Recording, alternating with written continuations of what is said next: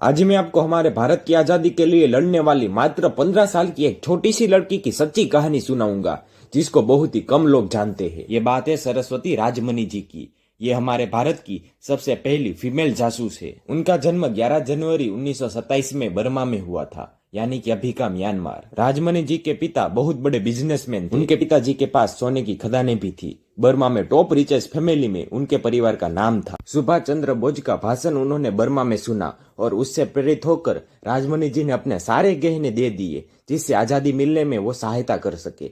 परंतु ये बात सुभाष चंद्र बोस को पता चली। उनको लगा कि ये नादानी में और उत्साह में आकर उन्होंने ये गहने दे दिए होंगे, इसलिए मैं ये गहने उसको लौटा दूंगा। गहने लेकर सुभाष चंद्र बोस उनके घर पहुंच गए, परंतु राजमनी अपनी बात पर अड़ी रही। उन्होंने गहने वापस लेने से इनकार कर दिया और जिद करने लगी कि आप मुझे आईएनए मिलिट्री की रानी ऑफ झांसी रेजिमेंट में रख लो, मैं देश को आजाद करना चाहती हूँ। सामने बैठे हुए सुभाष चंद्र बोस आश्चर्य में पड़ गए और वो सोचने लगे कि सिर्फ 15 साल की लड़की में इतनी हिम्मत कि वो अंग्रेजों के सामने लड़ सके, वो भी इतने बड़े परिवार से होकर भी वो देश के लिए कुछ करने की भावना रखती है। सुभाष चंद्र बोस ने कहा कि अभी आप बहुत छोटी हो, अभी मैं आपको आईएनए में भर्ती नहीं कर सकता। परंतु राजमनी ने जीत पकड़ ली और कहने लगी कि भले ही मैं छोटी उम्र की हूँ, परंतु मैं देश के लिए कुछ करना चाहती हूँ, मुझे आप रानी ऑफ झांसी रेजिमेंट में भर्ती कर दो। ये सब देख के सुभाष चंद्र बोस को लगा कि ये लड़की में देश प्रेम की भावना है और ये देश के लिए बहुत बड़ा काम कर सकती है। और वैसे भी उनके परिवार का भले ही नाम व्यापारी परिवार में आता हो, परंतु वो हमेशा से इंडियन फ्रीडम मूवमेंट के सपोर्टर रहे। इसलिए सुभाष चंद्र बोस ने उनको रानी ऑफ झांसी रेजिमेंट में भर्ती कर लिया और ऐसी वीरता देख के सुभाष चंद्र बोस ने उनका नाम सरस्वती रखा, जिससे उनका पूरा नाम सरस्वती राजमनी हुआ। और मैं आप सबका ध्यान एक बात पर केंद्रित करना चाहता हूँ कि यह सब कुछ जब हुआ तब राजमनी की उम्र मात्र 15 साल ही थी, और हम सब जब 15 साल के थे तब हम क्या कर रहे थे वो जरूर सोचना। और सालों पहले हमारे देश की वीरांगना क्या कर रही थी। आईएनए यानी कि इंडियन नेशनल आर्मी की रानी ऑफ झांसी रेजिमेंट में उनकी ट्रेनिंग शुरू हो गई और उनको सेना की सैन्य खुफिया शाखा यानी कि मिलिट्री इंटेलिजेंस में रखा गया। मैं आपको आईएनए और रानी ऑफ झांसी रेजिमेंट के बारे में साथ में बता देता हूँ। आईएनए की स्थापना कैप्टन जनरल मोहन सिंह ने 17 फरवरी 1942 में साउथ ईस्ट एशिया में की थी। भारतीय फ्रीडम फाइटर्स ने इंपेरियल जापानी सेना के साथ हाथ मिलाकर भारत की स्वतंत्रता को सुरक्षित रखने के लिए आईएनए को बनाया गया था। इसमें 43,000 सोल्जर थे।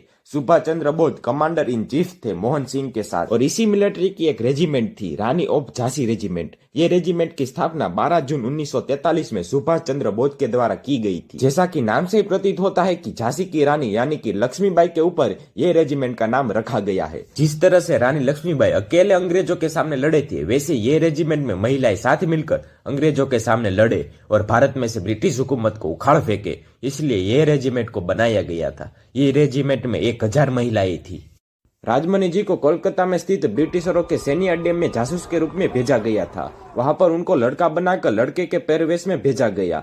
उनका नाम वहां पर मनी रखा गया था और साथ ही में उनके साथ सहायता करने के लिए कुछ और भी महिलाएं थी। राजमनी जी की बहुत ही महत्वपूर्ण भूमिका थी। उनको समझदारी पूर्वक सब माहिती एकत्रित करनी थी, वो भी किसी की नजर में आए बिना। अगर वो पकड़े जाते तो सारा प्लान फेल हो जाता और बाकी के लोग भी संकट में आ सकते थे। इसलिए उनको ये भी ध्यान रखना था कि वो पकड़ में ना आए। और साथ ही में सुभाष चंद्र बोस ने उनको ट्रेनिंग भी दी थी, अगर आप पकड़े जाएंगे तो कुछ बताना नहीं है, ना ही प्लान के बारे में और ना ही साथीदारों के बारे में। और उनको भेजा भी गया था द्वितीय विश्व युद्ध के दौरान, ताकि अंग्रेजों की क्या प्लानिंग है और कितने वेपन्स है, कितने सैनिक है, वो सब की जानकारी वो दे सके। और जापान के लिए यह बहुत ही महत्वपूर्ण जानकारियां थी, क्योंकि जापान भी द्वितीय विश्व युद्ध लड़ रहा था और आईएनए का संगठन जापान के साथ होना जापान के लिए बहुत ही लाभदायक था। और ये जानकारी सुभाष चंद्र बोस के लिए भी उपयोगी थी, क्योंकि भारत में वो कितनी देर तक लड़ सकते हैं और उनके पास कितना बैकअप है, ये सब की जानकारी राजमनी उनके पास भेज रही थी। उन्होंने कई महत्वपूर्ण जानकारी एकत्रित की थी। सिर्फ जानकारी एकत्रित करना उनका काम नहीं था, वो जानकारी एकत्रित करके जो हर कुछ दिनों बाद एक व्यक्ति आता था, उनको बिना कोई देखे उस तरीके से सब जानकारी पहुंचाना भी उनका ही काम था। और सब लोगों को संभालने का काम भी उनका ही था। कोई व्यक्ति धन की लालच में आकर अंग्रेजों के साथ मिल ना जाए, उनका भी ध्यान उनको ही रखना था, क्योंकि अगर एक चूक हो जाती तो सारा खेल खत्म हो जाता। ब्रिटिशरों के द्वारा सुभाष चंद्र बोस को मारने के लिए रचा गया षड्यंत्र का पर्दाफाश भी उन्होंने किया था, क्योंकि ब्रिटिशर द लेजेंडरी मैन यानी कि सुभाष चंद्र बोस से परेशान हो गए। बोस की मिलिट्री में ऐसे साहसी सिपाहियों को देखकर ब्रिटिशरों की रूह कांप जाती थी और इसीलिए सुभाष चंद्र बोस की वो हत्या करना चाहते थे। परंतु ये सारे प्लान को सरस्वती राजमनी ने चौपट कर दिया। ऐसे शूरवीरता भरे कई काम उन्होंने किए थे, परंतु हमारा ये अफसोस है कि हम ऐसे काम करने वाले व्यक्ति को कभी याद ही नहीं करते। और इसमें हमारा भी दोष नहीं है, क्योंकि हमें ये कभी बताया ही नहीं गया, और हमारे एजुकेशन में भी ये शूरवीरता भरी कहानी को अभ्यासक्रम में शामिल ही नहीं किया गया, क्योंकि अंग्रेज नहीं चाहते थे कि उनका मजाक उड़े। एक 15 साल की लड़की उनके कैंप में आकर सारा प्लान चौपट कर देती है। अगर ये बात सबको पता चल जाती तो उनकी इमेज डाउन हो जाती, और इसीलिए उन्होंने हमारे एजुकेशन को ऐसा वीक बनाया है जिसकी मदद से आने वाली पीढ़ी को ऐसी शूरवीरता भरी कहानी के बारे में पता ही ना चल सके। राजमनी और उनकी कुछ महिला सहकर्मियों ने लड़कों का वेश धारण करके 2 वर्षों तक खुफिया जानकारी जुटाई थी, परंतु एक दिन वो दुष्ट घड़ी आन पड़ी। उनकी एक सहकर्मी को ब्रिटिशर ने जासूसी करते समय देख लिया और जाकर अपने गवर्नर को बता दिया। गवर्नर ने उस लड़की को बंदी बनाने का आदेश दे दिया। देखते ही देखते ये बात ने आग पकड़ ली थी। सुभाष चंद्र बोस को भी ये बात पता चल गई थी। उनको लगा कि अब सारा खेल खत्म हो गया, क्योंकि वो लड़की को डरा के धमका के ब्रिटिशर सब जानकारी ले लेंगे और सारी महिला जासूस पकड़ में आ जाए। और इसीलिए सब जासूस महिला ने निर्णय लिया कि वो सब कुछ बताए उससे पहले हम यहाँ से भाग जाते हैं।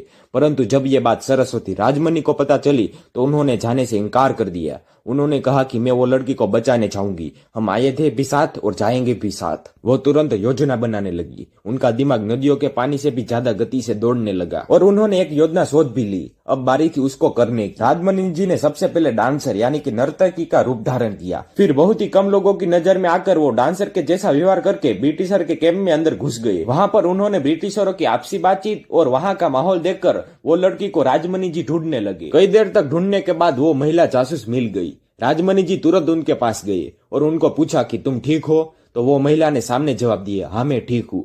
मुझे नहीं लगता था कि मैं आज बच पाऊंगी, मुझे कोई बचाने नहीं आएगा, ऐसा मुझे लगता था। राजमनी जी ने कहा कि ऐसा कभी नहीं हो सकता कि जब तक मैं हूँ तब तक कोई मेरे साथीदार को मार सके। वो महिला के पैर और हाथ रस्सी से बंधे हुए थे।